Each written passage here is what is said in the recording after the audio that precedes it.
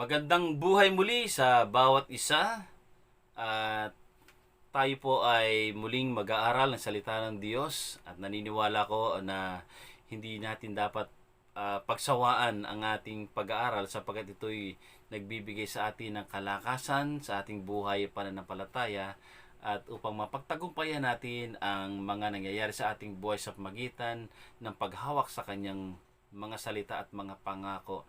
At alam ko na ang bawat isa sa atin ay unti-unti na pinalalago ng ating Panginoon sapagkat patuloy tayo nag-aaral ng salita ng Diyos. Ang ating pong pag-aaralan ngayong araw nito ay matatagpuan sa Aklat ng Mga Gawa 3, 1-10. Ganito po ang sinasabi: Minsan nagpunta sina Pedro at Juan sa templo, 3:00 ng hapon noon, ang oras ng pananalangin. Sa pintuan ng templo na tinatawag na Pintuang Maganda ay may isang lalaking lumpo mula pa nang ito'y isilang. Dinadala ito sa templo araw-araw upang mamalimos sa mga taong pumapasok doon. Nang makita nito sina Pedro at Juan na papasok sa templo, siya'y humingi ng limos. Tinitigan siya ng dalawa at sinabi ni Pedro sa kanya, "Tingnan mo kami." Tumingin nga siya sa kanila sa pag-asang siya'y lilimusan. Ngunit sinabi ni Pedro, "Wala akong pilak o ginto, ngunit kung ano ang mayroon ako ay siya kong ibibigay sa iyo. Sa pangalan ni Jesucristo taga Nazaret, tumayo ka at lumakad." Hinawakan niya ang kanang kamay ng lumpo at itinayo. Noon di lumakas ang mga paa at bukong-bukong ng lalaki. Palukso itong tumayo at nagsimulang lumakad. Pumasok siya sa templo kasama nila, naglalakad, lumulundag at nagpupuri sa Diyos. Nakita ng lahat na siya naglalakad at nagpupuri sa Diyos. Nang makilala nilang siya ang pulubing dating nakaupo, namamalimo sa Pintuang Maganda ng templo, namangha sila at nagtaka sa nangyari sa kanya. Ayan. Pagpalain ng ating Panginoon ang pagbabasa at pagkarinig ng kanyang banal na salita. Tayo po sama ng Banal na Espiritu. Okay, dito po sa chapter 3, verse 1, dito po ang mga Hudyo ay mayroon pong oras ito ng pananalangin. Sila po ay sa umaga, sa ganap na 9:00, sila po ay mayroong oras ng pananalangin. At sa hapon naman, tuwing 3:00 ng hapon, at sa gabi, bago lumubog ang araw. At sa mga oras ito, mga Hudyo, pati yung mga hentil na naniniwala sa Diyos, ay pumupunta po sila sa templo upang manalangin. Kaya itong sina Pedro, ay siguro mayroon silang oras ng pananalangin. Kasama niya si Juan, ay dumako sila sa panghapong pananalangin. So, 3:00 ng hapon. Okay, dito sa verse 2, yung Pintuang Maganda na binabanggit dito ay yung pasukan patungo sa templo at hindi daw sa bayan. Isa ito sa mga madalas na daanan ng mga tao patungo daw sa templo upang sumamba. Kaya naman dito dinadala ng mga tao yung mga may kapansanan o yung mga pulubi na sa gayon ay magkaroon sila ng pagkakataon na makapanglimos doon sa mga tao na dumadaan doon.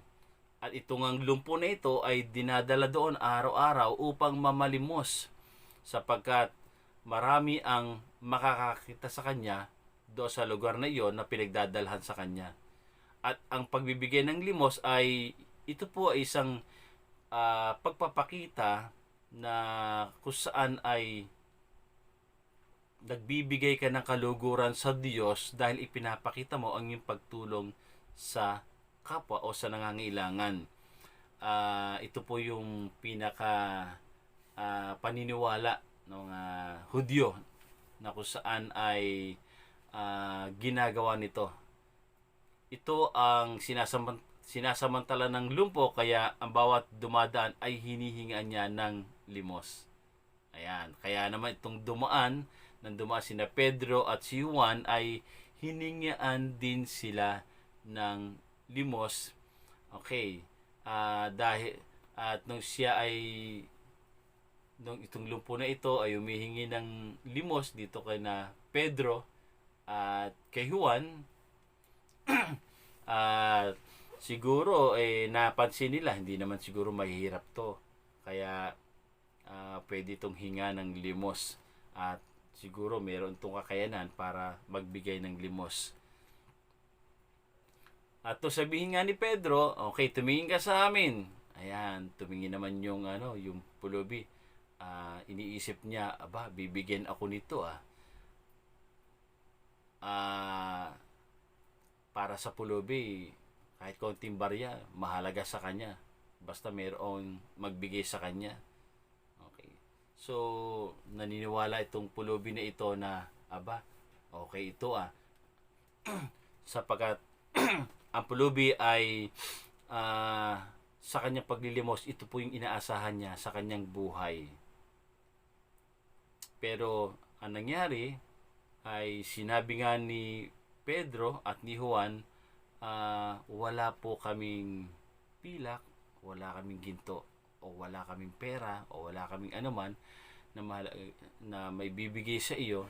Ang tanging may bibigay namin sa iyo ay yung kung ano ang mayroon kami. Sapagkat sina Pedro at Juan ay napuspos sila ng kahabagan dito sa pulubi na ito. Kaya naman ang nais nilang ibigay ay hindi mga pansamantalang bagay para dito sa pulubi nito, kundi ang nais nilang ibigay yung pangmatagalan na benepisyo para sa pulubing ito, na sa gayon ay makalaya ang pulubi na ito sa kanyang kinalalagyan. Isang panghabang buhay na kapakinabangan ay mahalaga na maipagkaloob dito sa pulubi nito. Kaya sa paghingi ng pulubi ng salaping kailangan niya, ang ipinagkaloob ni na Pedro ay yung mas higit na kailangan niya, ang gamitin ang kanyang paa sa kapakinabangan. Kaya sabi na, ginto at pilak wala ko, ngunit kung anong mayroon, ibibigay ko sa inyo sa pangalan ng Panginoong Hesus. Tumayo ka at lumakad ka. Ginamit ni na Pedro at Juan ang kanilang karapatan bilang lingkod ng Diyos at gamitin ang pangalan ng Panginoong Hesus upang makagawa ng himala dito sa lumpo na ito. Ginawa nila ang kagalingan na ito sa magitan ng kapangyarihan ng Banal Espiritu at hindi sa sarili nilang kapangyarihan o sa sarili nilang kaalaman. Kaya naman sa sobrang excitement o kasabikan na makatayo ay biglang napalundag ang lumpo at nagpalakad-lakad upang tiyakin sa sarili na nagawa niya iyon sa tanang buhay niya. Wow! Grabe ang tuwa ng pulubi na ito.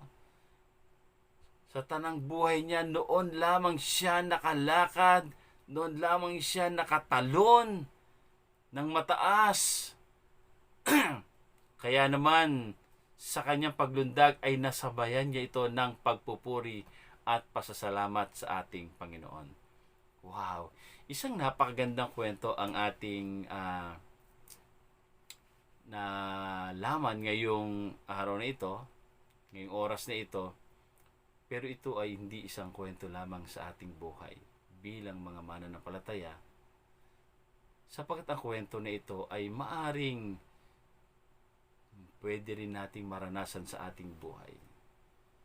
So madalas na sumasangguni tayo sa ating Panginoon Diyos at tumihingi na ipagkaloob sa atin ang mga pangailangan natin sa araw-araw at mabigyan ng solusyon ang mga problema natin sa buhay. Subalit, ang nais ng Panginoon na may pagkaloob sa atin ay ang pangmatagalan nating pangangailangan na magbibigay sa atin ng kapayapaan, kagalakan.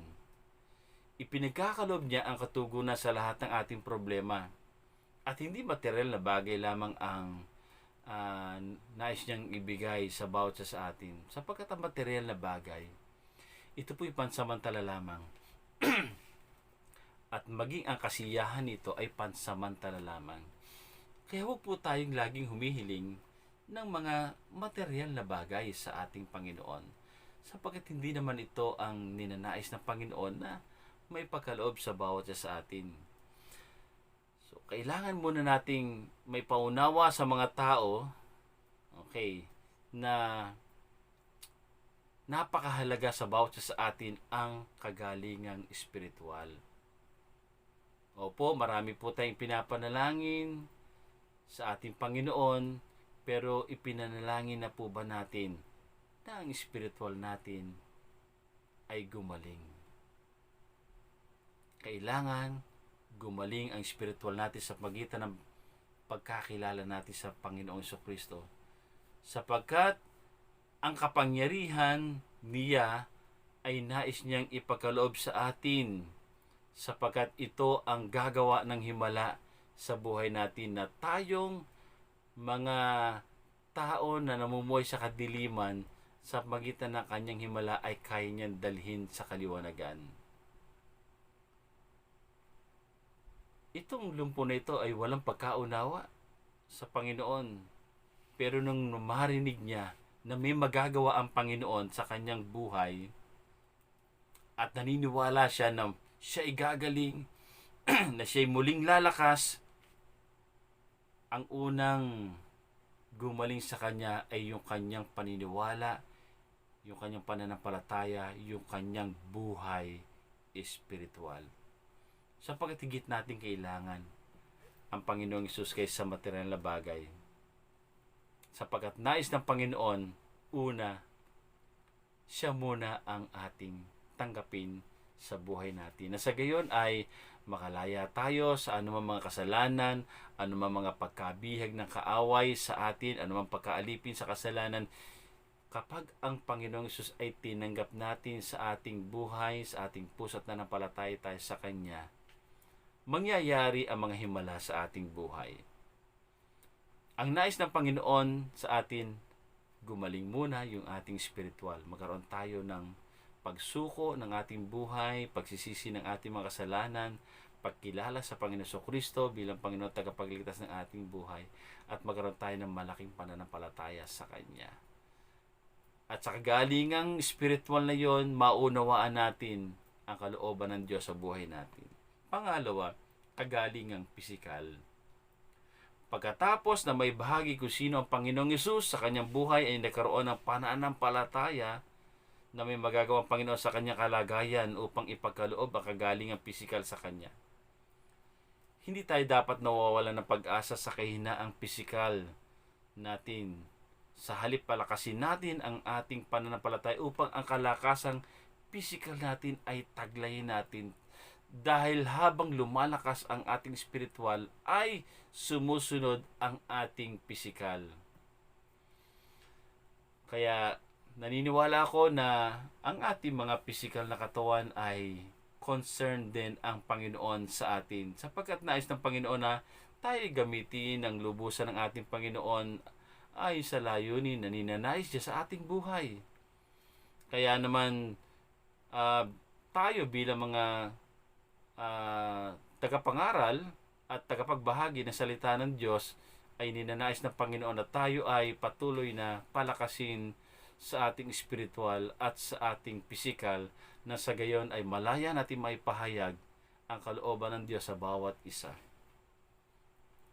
Gayon din naman, okay, nakalaya ang lumpo na ito sa spiritual, nakalaya sa pisikal, siya po'y nagkaroon ng kagalingan, at gayon din naman yung kagalingang emotional. Alam naman natin, itong mga may kapansanan, ito po ay pagdating sa emotional, bagsak po ito. Ito po yung mga tao na kung saan malungkutin.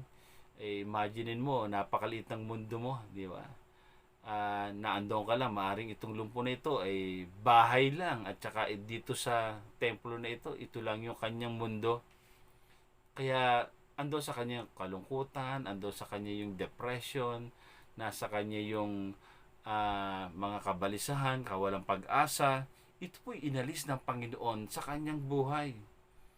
Kaya naman itong lumpo na ito, nung nakaranas na kagalingan, ay nagkaroon ng lubos na kasiyahan, kagalakan sa kanyang puso. Nawala po yung kanyang emotional damage. Dahil naniniwala tayo, maging sa kapanahon nito, maraming nabubuhay na walang direksyon at walang layon sa buhay dahil kulang sa kaalaman tungkol sa plano ng Diyos sa kanilang buhay. At kailangan din natin na tayo ay gumaling emotional, sapagkat sa panahon natin ngayon, marami po ang tinamaan dito po sa kanilang mga puso. So maraming mga kabalisahan sa buhay. Maraming nalungkot at maraming natakot. Paano na ang buhay ko? Paano na ang business ko? Paano na ang pag-aaral ko? Paano na ang gagawin ko?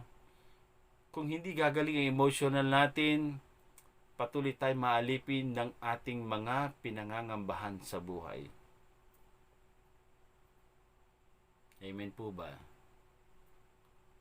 Ang tanging makakapagbigay sa atin na kagalingan nito ang ating Panginoon, sapagkat sa Kanya nagmumula ang lahat ng kasiyahan, kagalakan, kapayapaan sa ating buhay. Ang Panginoong Hesus, ang kapayapaan sa ating buhay. Sumunod, kailangan din natin na kagalingang intelektual o karunungan upang mapagtagumpay na ang alam nating kulang sa atin. Maaari nating hingin sa Diyos ang lahat ng ating nais, subalit ang Diyos ay nagkakalob ng higit sa ating pangailangan. Hindi lamang pagpapalang material ang kailangan natin, kundi yung makasama ang Diyos at maranasan ang presensya niya at kapangyarihan niya sa panahong tayo nangihina at nawawalan ng pag-asa. Kaya naman, ang Diyos ay nagbibigay ng karunungan, kaalaman.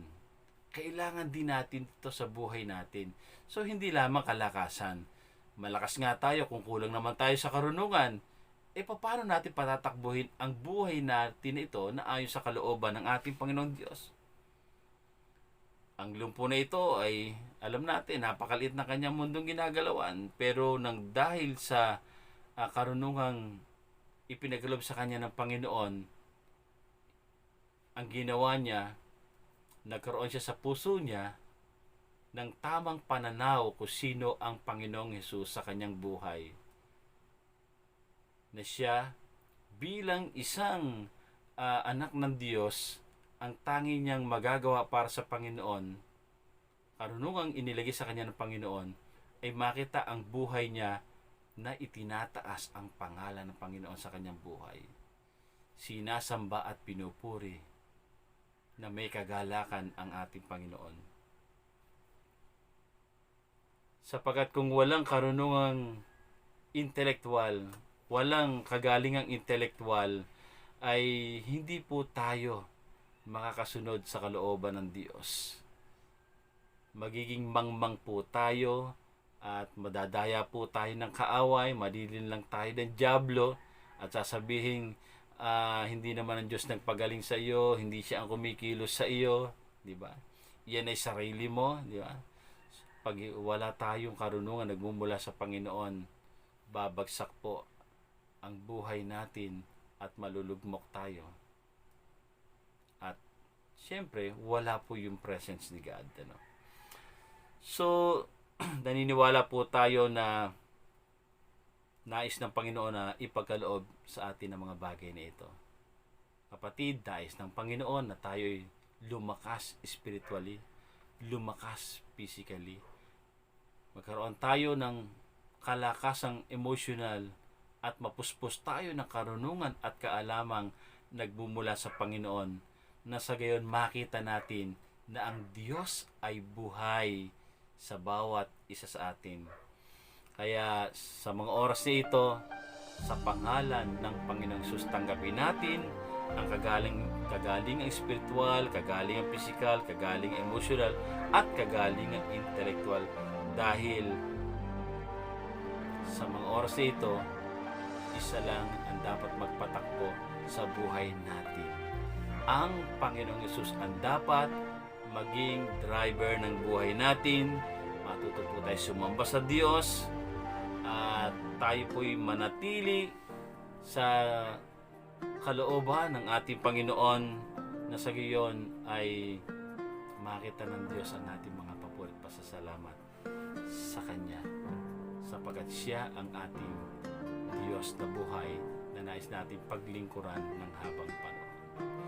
Salamat sa pakikinig. Tayo pong lahat ay manalangin na maraming Diyos na makapangyarihan sa lahat Marami pong salamat sapagkat ipinaunawa mo sa bawat isa sa amin na kami po ay dating nakakulong sa isang napakaliit na mundo, pero nakatagpo namin ang mga lingkod ng Diyos, nakatulad ni Pedro at ni Juan, at nung makatagpo namin ay ipinakilala ka sa amin ng mga lingkod ng Diyos, kaya naman naranasan namin ang kagaling espiritual sa aming buhay. At sa kagalingan nito, natuto po kaming kilalanin ka bilang aming Panginoon at tagapagligtas ng aming buhay. Gumaling din ang aming pisikal. Taglay namin ang kalakasang nagmumula sa iyo, at sa pagitan ng iyong mga latay ng iyong banal na dugo, kami po yung pinagaling sa lahat ng aming mga karamdaman. Kami yung pinagaling sa aming emosyonal. Inalis mo ang aming kalungkutan, pagkatakot, pagkabalisa. Pinalitan mo ito ng kapayapaan, kagalak, kalakasang nagmumula sa iyo. Pinagaling mo rin ang aming kaisipan, ang intelektual namin, at inalis mo kami sa mga panlilinlang ng kaaway ng Diablo sa aming mga buhay. Naunawaan namin na ang salita mo lamang, ang banal na kasulatan na ito'y magbibigay sa amin ng karunungan upang makilala ka namin ng lubusan, na sa gayon mapuri ka namin, masamba ka namin, mapasalamatan ka namin ng buong puso at buong buhay, at nagnais na ikaw lamang ang aming paglingkuran habang buhay. Marami pong salamat. Patuloy mong pangunahan ng bawat isa, ipagkaloob ang lahat ng aming pangailangan ng aming pamilya. At dalangin namin ang bansang ito na kung saan i-control mo, O Diyos, ang bansang ito. Huwag mong hayaan po, Panginoon, na manatiling nakapangyayari ang gawa ng kaaway sa aming bansa. Pagpalain mo po, Panginoon, ng bawat isa sa pangalan ng Panginoong Hesus. Amen. Marami pong salamat sa inyong pakikinig. Patuloy po tayong pagpalain ng ating Panginoon. Ingatan po tayo. Balutan ng kanyang banal na dugo, at ang Panginoon ang maghari sa buhay ng bawat isa. To God be the glory.